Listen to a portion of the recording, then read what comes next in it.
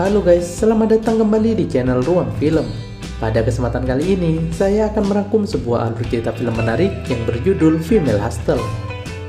Film ini mengisahkan tentang lika-liku praktek biologi atau bercocok tanam antara penjaga kos tampan dengan seluruh cewek penghuni kosan.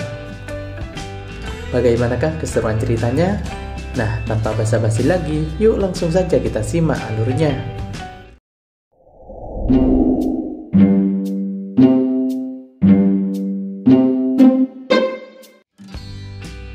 Film ini diawali dengan sebuah adegan di mana seorang wanita cantik bernama Dini sedang turun dari bis untuk mencari tempat kosan baru. Setelah beberapa saat mencari, akhirnya dia menemukan kosan yang cocok. Dini kemudian pergi ke dalam yang kemudian disambut oleh dua orang pria. Mereka adalah Agus yang merupakan pemilik kosan dan Budi yang merupakan penjaga kosan itu. Saat sedang menjelaskan tata tertib, tampak Agus gagal fokus dengan Dini dan membayangkan bisa praktek biologi dengannya. Selang beberapa saat kemudian, datang pencari kosan baru yang bernama Clara. Sambil kembali menjelaskan tentang tata tertib kosan, Agus dan Budi tampak bahagia karena kedatangan dua calon penghuni kos cantik sekaligus. Di sore harinya, Budi pergi ke kamar Clara untuk mengecek keadaan di dalamnya. Saat sedang asik mengobrol, tampak rudal milik Budi berdiri. Clara yang menyadarinya tanpa rasa takut memegang rudal berbahaya milik Budi. Sontak, hal itu membuat Budi terkejut dan langsung bergegas pergi dari kamar Clara. Kemudian saat Budi akan keluar kos, tiba-tiba dia ditarik oleh Dini ke dalam kamarnya. Rupanya dia bermaksud minta tolong kepada Budi untuk memperbaiki lampu kamar yang sedang rusak. Di tengah proses itu, Budi terlarut dalam hayalan sedang melakukan praktik biologi dengan Dini. Tanpa sadar, lamunan itu membuat rudal miliknya tiba-tiba aktif dan mengeras. Dini yang melihat sebuah rudal aktif di depan matanya langsung tertawa. Hal ini tentu membuat lamunan Budi buyar sehingga ia langsung panik dan tanpa sengaja terjatuh menimpa Dini. Tanpa banyak bicara, ia pun langsung bangkit dan tergesa-gesa keluar dari kamar Dini itu. Dengan sedikit lunglai, Budi kemudian pergi ke kamar mandi. Di sana dia melihat sebuah CD hitam yang kemungkinan milik Dini ataupun Clara. Sontak hal itu membuat ia terangsang dan melakukan olahraga 5 jari sembari berhalusinasi sedang praktek biologi dengan Clara dan juga Dini. Saat sedang asik berolahraga, tiba-tiba datang Agus yang langsung membuyarkan lamunannya. Sementara itu di tempat lain, tampak seorang wanita yang bernama Jenny baru saja tiba di kota tersebut. Rupanya ia merupakan adik dari Agus yang sebelumnya berada di luar kota. Dia pun kemudian pergi menuju kosan milik Agus dan meminta izin agar diperbolehkan tinggal di sana untuk sementara waktu. Awalnya Agus tak memperbolehkan sang adik tinggal di sana. Namun setelah perdebatan cukup panjang, akhirnya dia pun mengizinkannya. Beberapa hari kemudian, Agus mengajak seluruh penghuni kos makan malam bersama.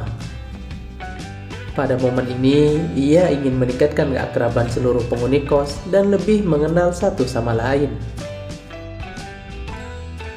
Setelah selesai makan, Jenny mengajak Budi untuk belajar biologi bersama. Namun, ia menolak ajakan tersebut dan kemudian berlalu pergi.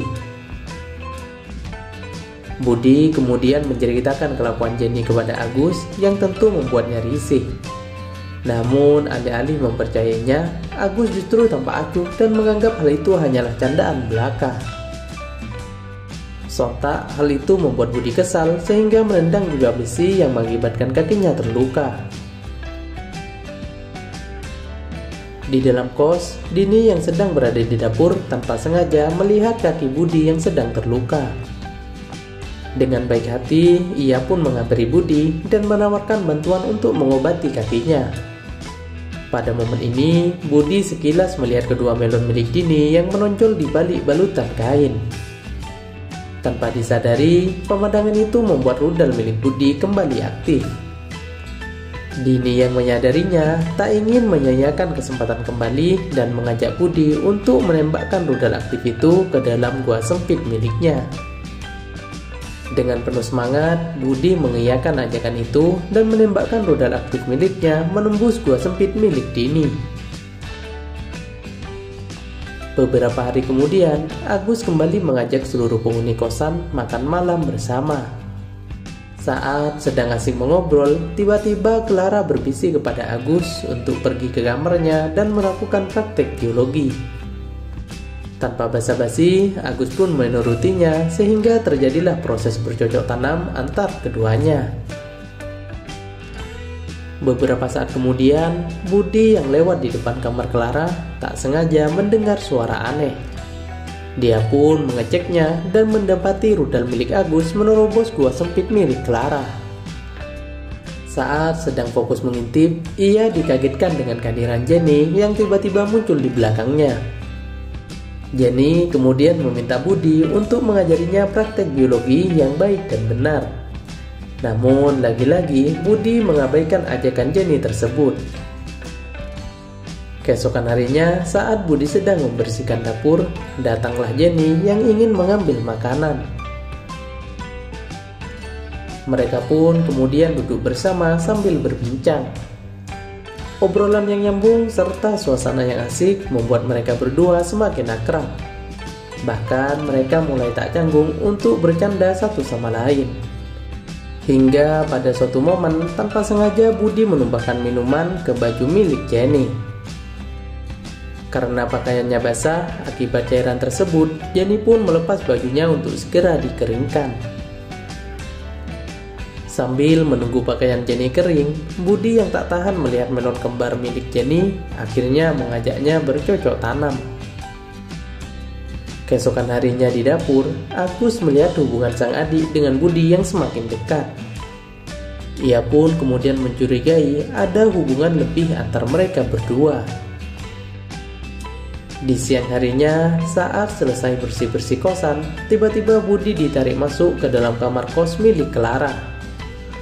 Dengan penuh semangat, Clara memaksa rudal aktif milik Budi untuk segera meluncur menembus gua sempit miliknya. Di malam harinya, Agus datang ke kamar Dini dan mengajaknya minum bersama. Setelah itu, ia pun mengkode Dini untuk melakukan praktek biologi dengannya.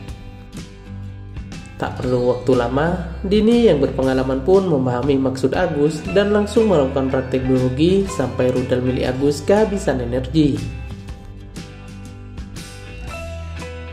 Beberapa hari kemudian, seluruh penghuni kosan itu kembali makan malam bersama sambil mengobrol.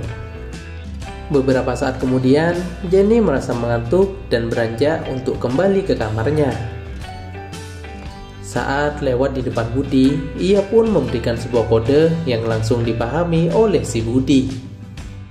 Dia kemudian mengikuti Jenny dan kemudian bersiap-siap untuk meluncurkan rudal miliknya menuju gua milik Jenny. Akan tetapi, belum juga diluncurkan, tiba-tiba Agus datang melabrak mereka berdua. Budi yang tertangkap basah kemudian dimarahi habis-habisan oleh si Agus. Melihat hal itu, Jenny pun tak tinggal diam. Dia berusaha menenangkan sang kakak dan mengatakan bahwa dirinya memiliki perasaan spesial kepada si Budi. Meskipun Agus telah mendengar pengakuan Jenny itu, namun ia tetap tak bisa menerimanya. Bahkan, ia sempat mengucapkan kata-kata kasar yang dapat melukai perasaan Budi. Di malam harinya, tampak Agus yang sedang menyendiri dan merenungi perkataannya terhadap si Budi. Setelah merenung cukup lama, ia pun menyesali perbuatannya itu dan ingin memperbaiki hubungannya kembali dengan si Budi. Beberapa hari kemudian, tampak Budi yang ingin berpamitan untuk berhenti dari tempat kosan itu. Namun Agus bergegas menghentikannya dan meminta maaf serta berusaha meyakinkan Budi kembali. Usaha tersebut akhirnya berhasil dan Budi memutuskan untuk tak jadi keluar dari kosan itu. Lambat laun hubungan Agus dan Budi kembali membaik. Bahkan Agus kini merestui hubungan sang adik dengan si Budi itu. Kebahagiaan tersebut sekaligus menutup alur cerita film kali ini. Jika kalian menyukai video saya, jangan lupa like, subscribe, serta nantikan alur cerita film menarik berikutnya.